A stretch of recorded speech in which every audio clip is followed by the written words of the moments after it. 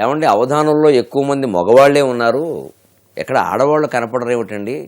ఆడవాళ్ళు అష్టావధానం చేయడానికి యోగ్యులు కారా అని అడిగారు. చమత్కారానికి ఆస్కారం ఎక్కడ అంటే, నేను సరదాగా అన్నాను, ఆడవాళ్ళు అవధానం చేయాల్సిన పనేమి లేదండి. వాళ్ళు ఇంట్లో వంట వండడం, మొగుడిని పిల్లల్ని చూసుకోవడం, ఇదంతా పెద్ద అవధానం. ఇది అష్టావధానం కూడా కాదు, శతావధానం.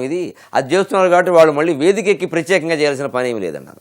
అడుగడుగున నిషేధజ్ఞ జారీ చేయు భర్త నిషేధాక్షరార్తిదోప, గుప్పిళ్ళు నిండని గుడ్డి గవ్వలతోడ మాసమ్ము గడప సమస్య కాగా, అది సర్దు మిది సర్దుమని సంపు కాన్వెంటు దత్తుండు దత్తపదమ్ముగాగా, ముద్దులొల్కెడి చంటి బుజ్జాయి పాపాయి వననీయాంశమై వరలుచుండ, పాలు కూరలు పండ్ల బండ్ల వారల రాక ఆసుధారాక విత్వార్థమనగా,